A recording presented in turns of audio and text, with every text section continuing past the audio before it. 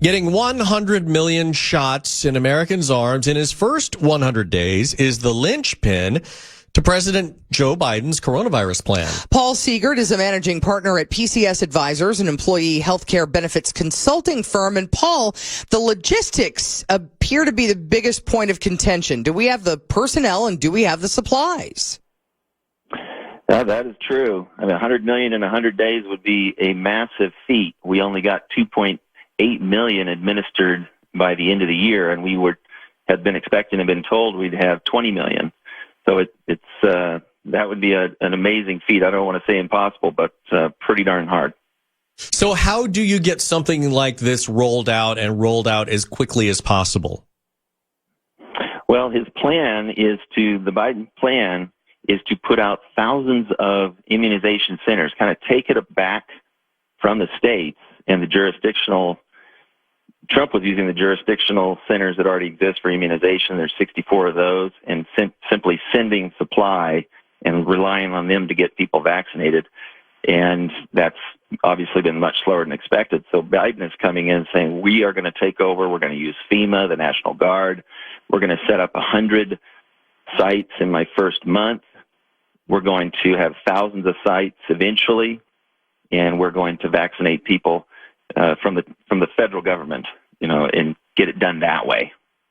So, we're starting to at least open up vaccinations to seniors, but many seniors are complaining they can't get an appointment. Is an appointment system the best way to go? Is there a better way to roll this out? Well, there's varying results by state, and those that have got centers where folks can simply arrive and get vaccinated seem to be getting it done more quickly. Believe it or not, West Virginia is leading the charge. North Dakota, West Virginia, Connecticut, Louisiana, New Mexico, Texas, San Diego, and California, we're pretty far down the list. Only about 3% of our population has been vaccinated. And we're sitting on as much as half of what we've been distributed is not getting into people's arms. So we certainly need to do a better job there. And do we know how long the vaccine is viable? Because, there are a lot of people who are concerned that the vaccine itself, if it's just sitting there, it's only good for a certain amount of time. Yeah, it's a matter of days for the Pfizer and BioNTech vaccine. Once they get it out of that, get that administered where it can survive in more normal refrigeration. And whereas the Moderna vaccine, you've got 30 days.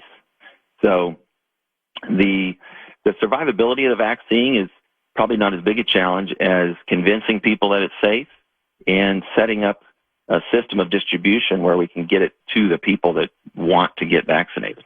All right, Paul Seegert, managing partner at PCS Advisers, which is an employee healthcare benefits consulting firm. We appreciate the time. Thank you.